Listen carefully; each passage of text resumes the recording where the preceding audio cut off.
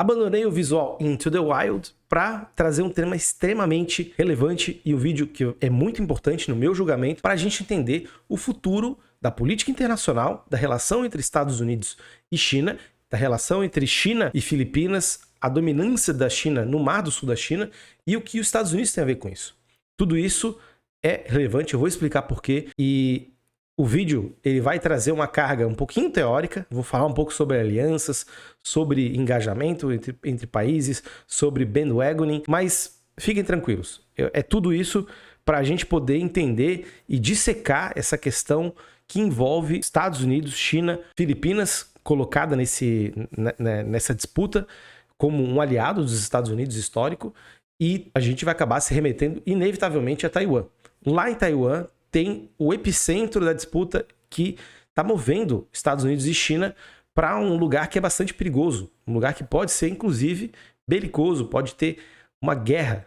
Então, é importante a gente entender, sem alarmismo, sem nenhum tipo de leviandade, mas com uma análise técnica comprometida para dissecar tudo isso e a gente entender o que está por detrás das notícias que chegam a todo momento para a gente sobre essas questões.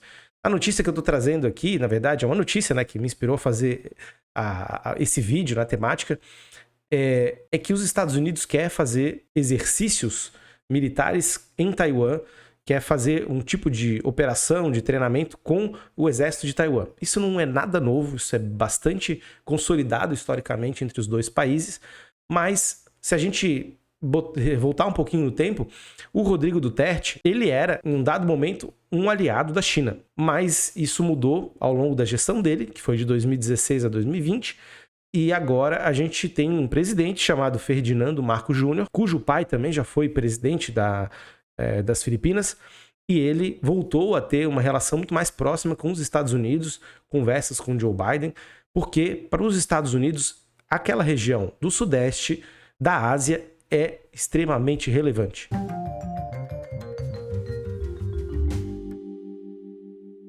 Eu me chamo Bruno Hemming, eu sou economista, sou doutor em Relações Internacionais e eu faço vídeos para tentar decodificar a política internacional, trazer um pouco mais de claridade para alguns temas que parecem complexos e às vezes são mesmo, mas quando a gente se coloca no exercício analítico, comprometido dessas questões, a gente entende perfeitamente.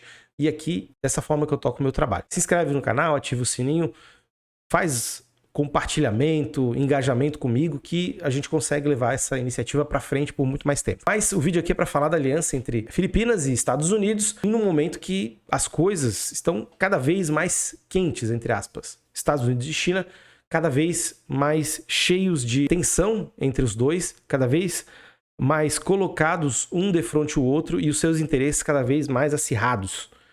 Eu colocaria facilmente aqui como o epicentro dessa questão Taiwan.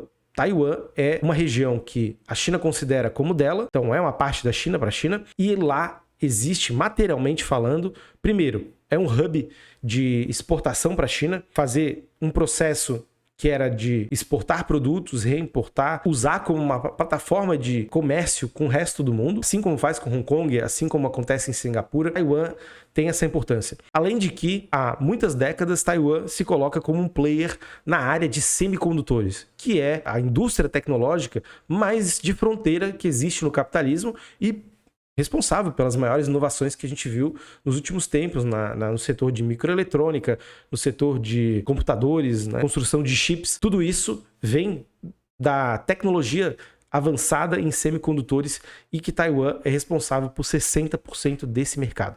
Então não é brincadeira, não é pouca coisa. E lógico que os dois países, Estados Unidos e China, vão estar de olho nisso. Eles querem dominar esse mercado, eles querem ter o controle sobre a produção, as cadeias de produção, as cadeias de distribuição desse produto. Esse, para mim, é o epicentro. A gente está falando aqui de uma coisa grande, uma coisa séria, e as Filipinas entram nisso também.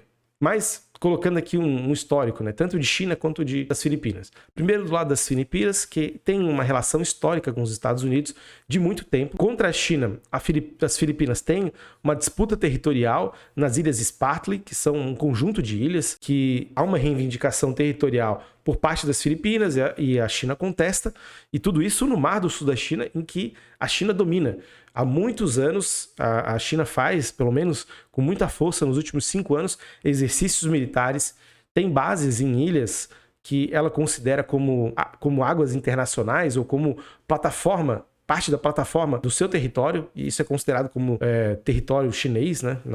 Se a gente olhar na questão legal das águas internacionais. Isso também está colocado nessas ilhas Spratly, em que Filipinas tem uma reivindicação de que são delas e a China contesta isso e tenta usar a intimidação militar de toda a maneira para dizer que isso é consolidado como dela. Bom, a gente precisa falar sobre o Rodrigo Duterte, aquele famosíssimo, né? Todo mundo deve ter ouvido falar nos jornais, que era bastante polêmico. E ele, em um dado momento, tentou uma aproximação mais contundente com a China. Vendo a China como um player regional importante e entendendo que a China poderia decidir os rumos do país, do próprio país. Qual que era o interesse do Duterte? Era um interesse de provocar uma espécie de engajamento, ou seja, se alinhar a uma potência regional por entender o seu poder e, da mesma forma, fazer isso de maneira a auferir algum lucro. Então fez o que teoricamente seria chamado de bandwagoning for profit, ou seja, se colar naquele que tem mais poder para auferir algum resultado financeiro, alguma benesse. E qual seria a benesse no caso do Duterte?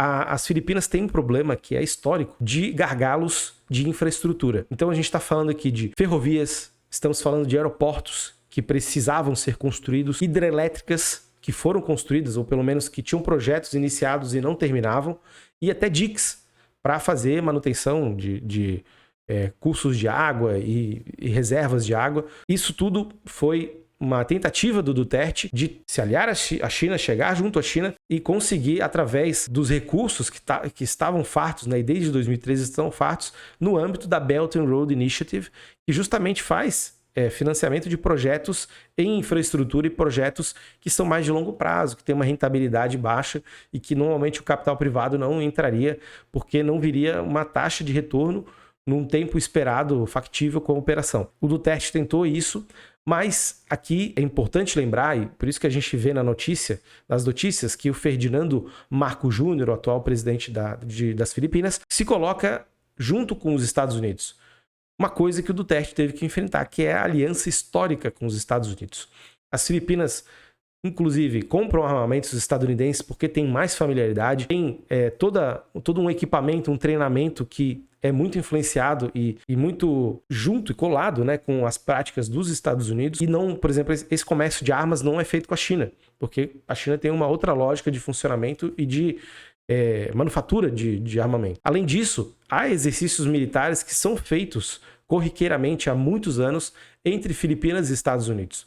E isso deu uma parada com Duterte e voltou agora com o Ferdinando Marcos Júnior, e por isso que essa notícia saiu. O objetivo dos Estados Unidos é fazer um balance, ou seja, um contrabalanceamento do poder chinês na região, né, do leste asiático, do sudeste asiático, para ele não perder a Ásia, que é um continente extremamente populoso, uma mão de obra qualificada e que tem muitos atributos importantes, como o contingente populacional. As Filipinas, por exemplo, que é um país, que é um conjunto de ilhas, tem 100 milhões de habitantes. É um pouco menos da metade do que o Brasil tem. O Brasil tem 205, 210 milhões de habitantes em um território muito menor. Então, são países populosos, são países importantes, estratégicos pelo ponto de vista da política internacional, dos interesses, né, sistêmicos que os Estados Unidos têm relativa à distribuição de capacidades que tem no sistema internacional. Como eu falei, a capacidade de tecnologia, economia, envolve Taiwan e que é um player importante para a gente entender isso. Taiwan fica perto das Filipinas. Geograficamente, seria um entreposto muito relevante para o caso de haver uma guerra entre China e Taiwan, uma invasão, entre aspas, né, da China e Taiwan, que para a China não seria invasão, porque se é território dela, não estaria invadindo, né? Mas para os Estados Unidos seria, e estar posicionado e ter influência sobre as Filipinas é central na estratégia militar, né, nas movimentações militares que poderiam ser exigidas no caso de uma guerra. Então a gente está falando aqui de um país que os Estados Unidos não poderia perder. E ele sabe disso há muito tempo. A questão de Taiwan não é uma questão nova. E agora, claro, as coisas voltam, elas têm uma reincidência, elas vêm em ondas também, mas a estratégia dos Estados Unidos, o interesse em Taiwan, a importância que ele dá a Taiwan é muito grande. Também da mesma forma, com focos diferentes nas Filipinas.